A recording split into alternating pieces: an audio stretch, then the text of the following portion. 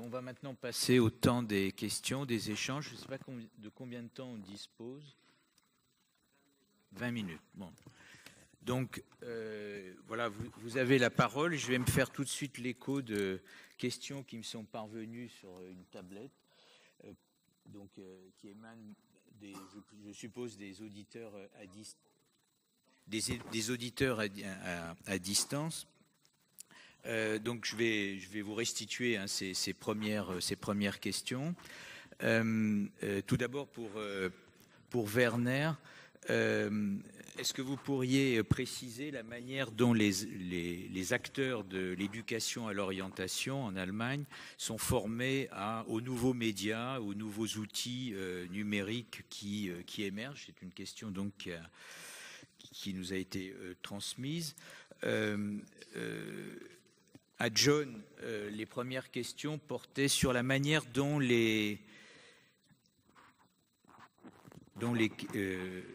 alors, je vais peut-être poser d'emblée les questions à Daniel Remiller. Est-ce qu'il y a un quota d'heures qui est imposé aux écoles, aux établissements scolaires, pour dispenser une éducation à l'orientation, ou est-ce que donc c'est complètement libre et à disposition, je dirais, des initiatives locales qui sont prises? Est-ce qu'il y a des normes cantonales ou fédérales ou éventuellement communales qui viennent encadrer donc la dispensation donc d'heures de formation à l'éducation à l'orientation? Pour John, donc les questions, la tablette s'est éteinte, étaient les suivantes. Comment les universités interagissent avec les jeunes qu'il s'agit d'amener vers elles? Et une question connexe, le champ universitaire au Royaume-Uni est assez concurrentiel, donc comment les universités composent entre s'ouvrir à tous les publics et en même temps être concurrentes, donc pour développer les meilleurs cursus possibles avec les meilleurs étudiants possibles. Donc voilà, comment se fait cet équilibrage entre ces deux exigences. Et enfin, pour Beau, est-ce que vous pourriez nous préciser où travaillent les professionnels de l'orientation, c'est-à-dire comment ils se situent par rapport aux établissements scolaires, aux institutions du marché du travail, donc comment sont-ils positionnés vis-à-vis donc des différents établissements scolaires, universitaires ou de formation professionnelle? Voilà un premier jeu de questions, si vous voulez bien donc vous saisir de ces interpellations. Werner, peut-être. Juste une question. La question des quotas d'heures, c'était aussi pour moi? Pardon? La question des quotas d'heures, c'était aussi pour moi? Non, oui, alors, mais tu peux très bien t'en saisir aussi. Comme il n'y a pas de plan national, donc la définition de l'implantation, enfin de l'implémentation plutôt, de l'orientation professionnelle au sein de l'établissement relève de chaque land, donc des 16 Länder. Il y a bien sûr une comparaison, il y a, si vous voulez, un benchmarking, mais il n'y a pas de directive nationale. C'est-à-dire, c'est aux autorités de chaque land, avec la BFA, donc avec l'Agence nationale pour l'emploi, qui définit comment est organisé. Je pense qu'il y a bien sûr des musts qu'il faut faire, donc les journées portes ouvertes, les visites à l'Agence nationale pour l'emploi, la visite dans les lycées, dans une université par exemple, mais après la déclinaison très fine, ça c'est en fonction de chaque établissement qui a des besoins différents en fonction de est-ce que c'est un établissement qui prépare au bac, est-ce que c'est un établissement qui prépare à une entrée dans la formation professionnelle, ou est-ce que c'est un établissement qui à savoir comme par exemple la Realschule qui peut aussi permettre à certains élèves de continuer par la suite de préparer le bac, mais dans un autre établissement. Encore que les choses évoluent, puisqu'il y a maintenant aussi une tendance vers ce qu'on appelle en allemand la Gesamtschule, enfin maintenant on ne dit plus Gesamtschule, on dit Gemeinschaftsschule, et qui permettent donc de prolonger aux élèves qui ont une formation qui normalement aurait dû s'arrêter à 16 ans, 17 ans, de continuer par le bac. Alors pour la question maintenant de la formation des acteurs aux nouveaux médias, donc les acteurs, à savoir, si vous entendez par les acteurs, les professionnels qui viennent des agences de l'emploi, ça c'est une formation qui est interne, formation continue ou formation initiale à chaque agence au niveau fédéral. Pour ce qui est des enseignants référents qui doivent en quelque sorte coordonner le dispositif au sein de leur établissement.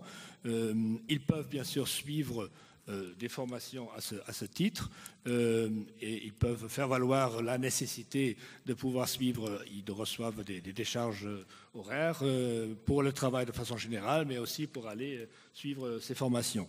Là aussi, il n'y a pas de directive nationale, puisque pour ce qui est des enseignants, ils sont fonctionnaires du LAND, et donc chaque LAND a sa propre politique et son propre dispositif de formation continue pour les enseignants, y compris pour les choses qui se passent un petit peu qui ne sont pas strictement liées à une discipline. C'est-à-dire un enseignant qui veut devenir référent, enfin enseignant coordinateur, il doit bien sûr il doit déjà avoir une certaine compétence, expérience en tant qu'enseignant d'abord, mais aussi on regarde bien sûr s'il est bien relié avec les différents acteurs privés et publics au sein de la ville ou de la région, les chambres de commerce, etc. Et donc, si vous voulez, c'est un work in progress, c'est-à-dire c'est tout au long de l'exercice de son métier, il doit apprendre en quelque sorte. C'est pas quelque chose qu'on apprend une fois et puis on sait tout. Mais on incite bien sûr les gens qui sont en charge de coordonner les dispositifs d'aller se renseigner, de se saisir aussi des offres de formation qui n'ont rien à voir directement avec l'école ou avec parce qu'il y a des prestataires privés par exemple qui proposent des initiations au maniement des réseaux, réseaux sociaux, des médias sociaux, pardon. Et donc ça dépend bien sûr après aussi de l'équipe de direction qui peut favoriser ou qui peut inciter l'enseignant à aller se saisir de telle ou telle formation, à assister ou participer. Voilà.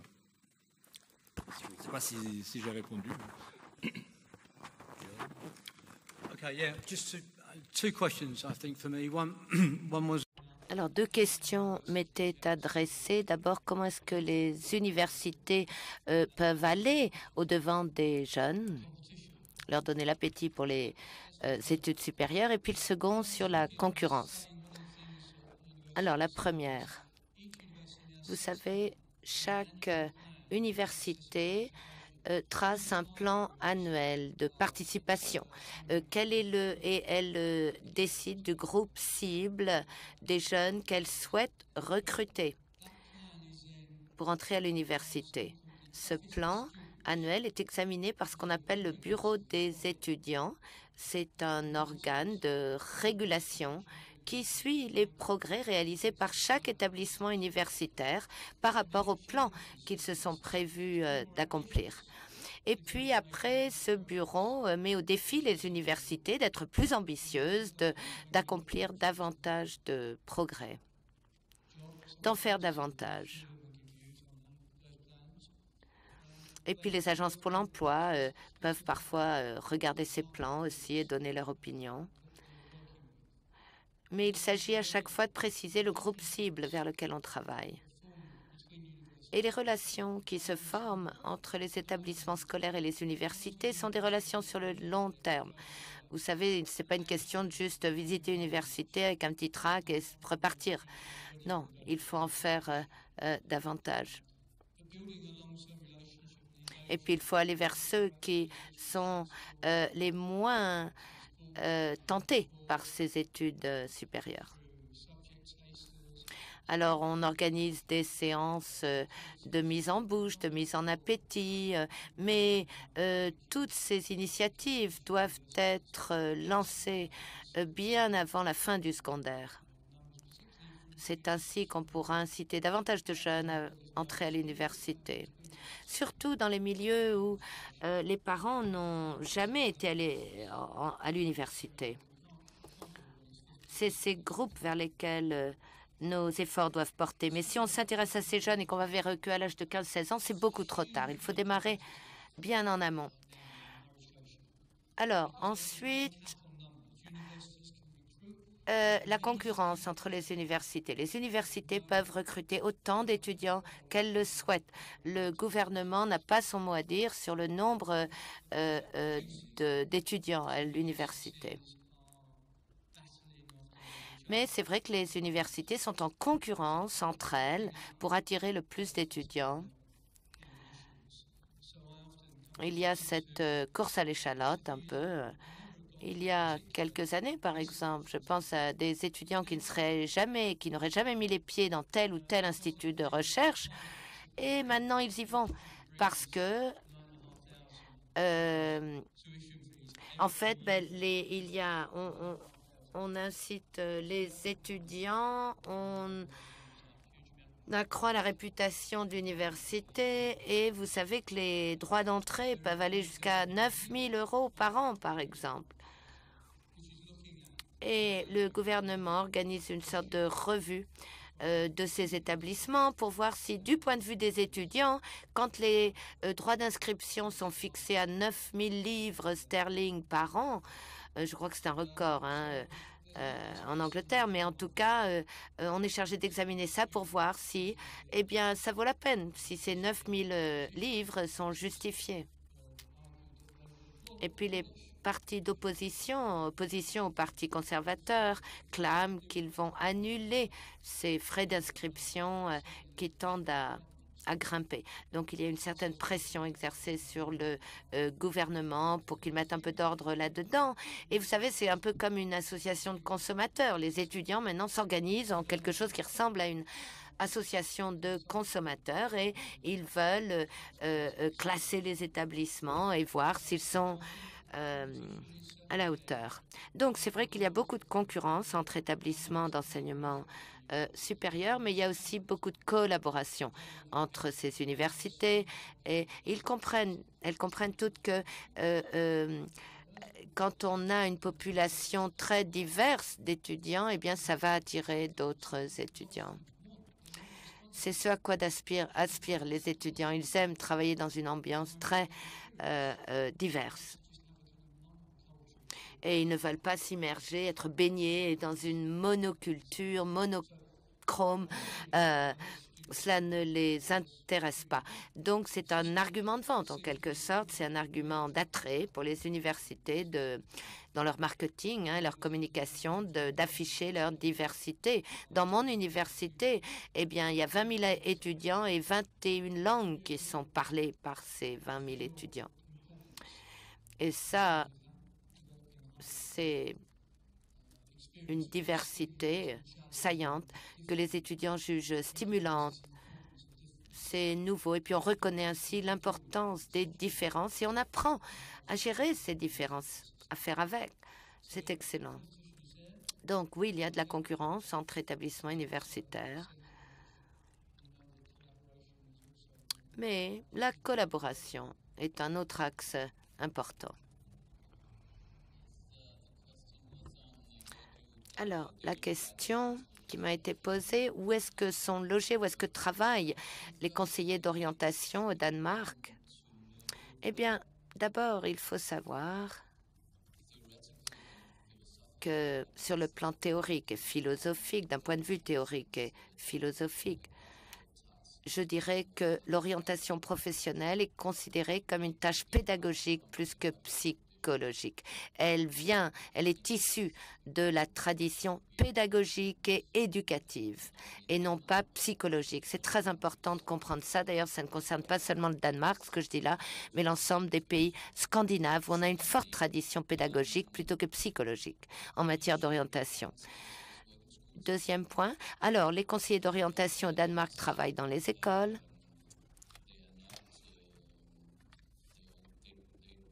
dans les lycées, mais ils ne sont pas employés par ces établissements scolaires. leur contrat de travail n'est pas signé avec les établissements. L'un des objectifs de la nouvelle loi sur l'orientation professionnelle en 2003 était de créer des organes indépendants, neutres, qui n'auraient pas d'intérêt particulier, qui seraient impartiaux et donc n'auraient pas un intérêt particulier à orienter les jeunes vers telle ou telle filière. Donc le Conseil des jeunes travaille avec les jeunes dans les écoles primaires et dans les lycées. Ils sont payés, employés par les municipalités, les autorités locales.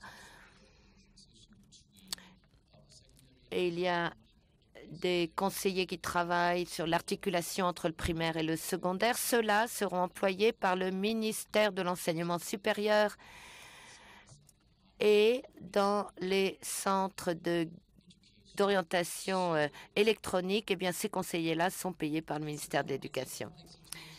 Donc, c'est une situation très complexe. Vous l'avez compris, la loi stipule que l'orientation professionnelle est la responsabilité et la tâche qui incombe aux écoles, aux établissements scolaires, mais qu'elle doit se dérouler en coopération avec les centres locaux d'orientation professionnelle. Et cela ouvre la voie à de multiples interprétations, donc à beaucoup de flou. Et on le voit, cela est reflété dans les situations très disparates que l'on peut constater au niveau local. Je crois qu'il n'y a pas de micro.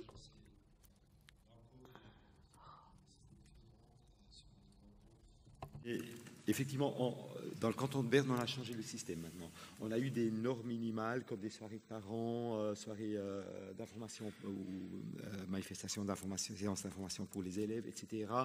Certains éléments minimums. Maintenant, étant donné qu'on s'est rendu compte que l'orientation professionnelle dans le 3e cycle, donc 9e à 11e année scolaire, n'est pas encore assez présent dans les têtes des personnes enseignantes, on a défini un maximum. On a dit, écoutez, de toute façon, le minimum, on va le faire, mais on a des modules qu'ils peuvent commander chez nous. Et on a dit, vous avez droit à tant d'heures, par exemple, par classe. Encore, là, c'est défini en fonction du nombre d'élèves et de l'indice social. Donc, les écoles dans des régions plus problématiques ont un droit à plus d'heures. Et puis après, on leur propose certains modules facultatifs jusqu'à un maximum. Et dans ce sens-là, donc les écoles peuvent choisir un peu ce qu'elles veulent faire. Il faut dire qu'il y a aussi d'autres agents, par exemple des entreprises qui organisent des manifestations pour les élèves, il y a des semaines de projets, etc. Et là, on négocie en fait avec eux dans quelle mesure on participe à ces activités ou dans quelle mesure ces activités sont pratiquées par les écoles. On a des questions maintenant dans la salle.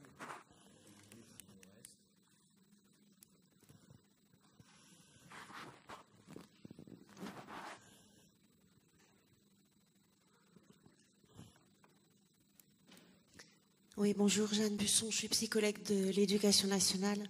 Je voulais juste rebondir sur ce que M. Poulsen avait dit à propos de l'interrogation d'Anne-Marc de créer des organismes indépendants pour le conseil aux jeunes et qui ne soient pas, je dirais, dépendants du remplissage de certaines formations. Je voulais rappeler qu'en France, il existe des CIO et que ces CIO sont menacés. Et je pense que justement, ces CIO ont cette capacité à la fois de connaissance transversale du système éducatif et en même temps permettent aux familles, puisque on est aussi, les familles sont au cœur de cette éducation à l'orientation, et que c'est un service public gratuit qui permet à tous d'avoir un conseil qui soit le plus neutre possible et en même temps qui soit donné par des personnels qui sont les seuls dans le système à avoir cette connaissance transversale. Je vous remercie. C'est plus une prise de position qu'une question à proprement parler.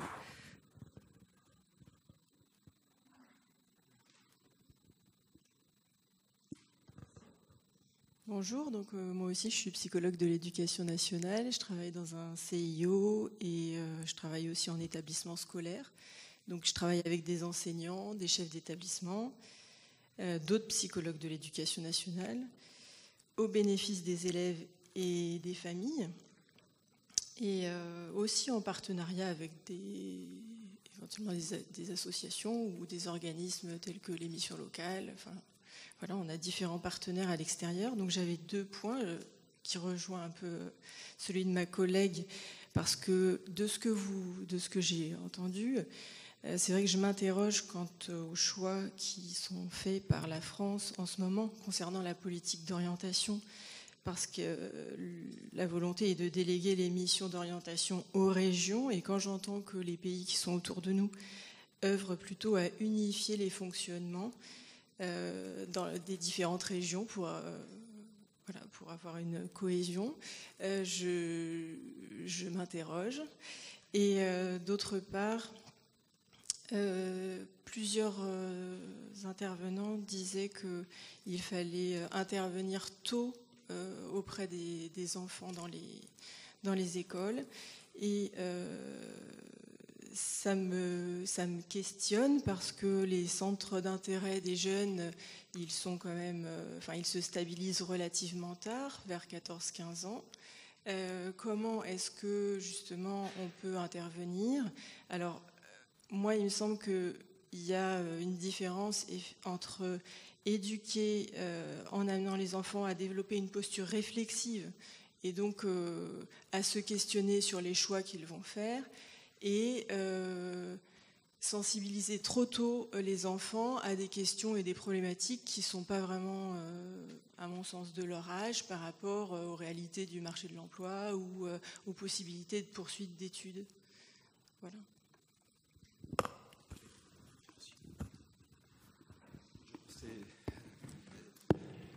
On se pose aussi cette question, mais effectivement, par exemple, en Suisse, on a des choix de formation qui sont très stéréotypés.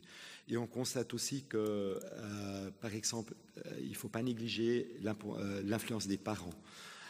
Donc là, nous, actuellement, on a plutôt la stratégie d'intervenir plutôt auprès des parents, parce qu'ils ne connaissent souvent pas le système éducatif, ils ont leurs préjugés, les académiques veulent que leurs enfants font le gymnase, etc.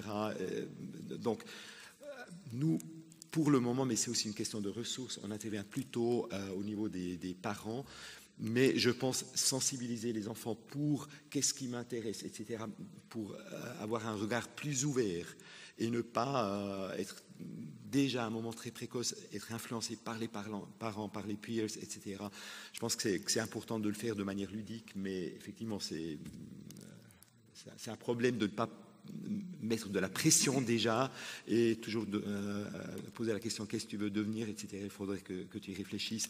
Donc là, on est un peu dans le dilemme entre la pression qu'il faut surtout éviter et voilà, le libre choix.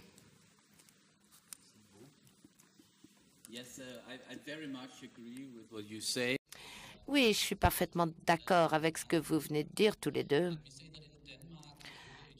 Permettez-moi de préciser qu'au Danemark, l'orientation professionnelle est une matière enseignée à l'école dès l'âge de 7 ans. Et pendant 2 années au primaire. Alors, bon, ce n'est pas facile de s'attaquer à cela. C'est une matière obligatoire, donc, mais il n'y a pas un nombre d'heures minimal à respecter. Donc, c'est le directeur de l'école qui décide combien d'heures doivent être consacrées à ce sujet de l'orientation professionnelle. Mais souvent, en fait, ça passe à la trappe du coup, et ils disent, les enseignants nous disent, oh, bon, on a abordé cette question dans la classe de danois ou autre.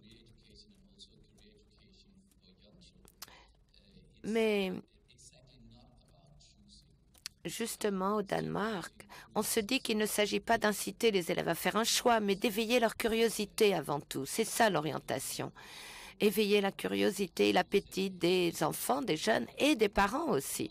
Car comme vous l'avez dit fort justement, je crois qu'un des grands obstacles qu'on doit surmonter, ce sont tous les préjugés qu'ont les parents, les stéréotypes dans leur tête. Et vous savez, les choses changent. Le système éducatif n'est plus le même que ce qu'il était il y a 15-20 ans. Donc au Danemark, on s'attache surtout à élargir le champ des possibles, l'éventail des possibilités, éveiller le questionnement chez les jeunes.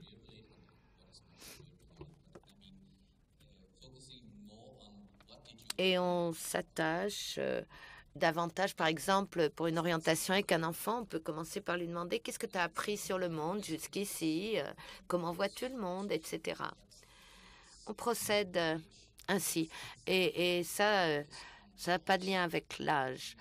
Alors que si on s'empresse de pousser les jeunes à faire un choix, eh bien, les jeunes vont se refermer et ils vont s'enfermer aussi dans une filière qui peut-être ne leur correspond pas. Alors que si on s'attache à élargir leur champ d'expérience et leur champ des possibles, on peut aboutir de manière plus satisfaisante, je crois, et vraiment leur donner un choix pour plus tard. Oui. Enfin, moi, je n'ai pas de conclusion définitive à donner, bien évidemment, mais ce qui m'a beaucoup frappé dans les interventions, c'est le fait que l'éducation à l'orientation devient un élément central du droit à l'éducation d'une manière plus générale, et dans une optique qui, dans la plupart des pays, en tout cas, consiste à contrebattre les déterminismes sociaux. On pourrait dire liés aux origines et liés aussi aux difficultés qui apparaissent dans le cours des parcours scolaires. Et donc c'est en quelque sorte la promotion d'un individu plus autonome qui est poursuivi dans les différents systèmes. Et en même temps, ce qu'on voit apparaître, notamment dans les pays où la formation professionnelle joue un rôle central dans la régulation d'ensemble des systèmes éducatifs, ceci introduit de nouvelles tensions, puisque l'exercice de ce droit à l'éducation se traduit par le fait que beaucoup de jeunes commencent se détournent de la formation professionnelle et vont vers l'enseignement supérieur, par exemple. C'est clair au Danemark depuis un bout de temps, et maintenant ça émerge en Allemagne d'une manière assez forte sur les dernières années. Et on voit bien que ça crée de nouvelles interrogations quant à ce qu'est une éducation à l'orientation scolaire, professionnelle, tout au long de la vie. Parce qu'effectivement, cette formation professionnelle, elle est au cœur des systèmes éducatifs de ces pays donc d'Europe du Nord, et en Suisse, où la Suisse, là, manifestement, pour l'instant, est plus dans comment contrebattre les déterminismes dans les choix des différentes spécialités de formation professionnelle, parce que je crois que la problématique du genre, par exemple, est très importante en Suisse à cet égard.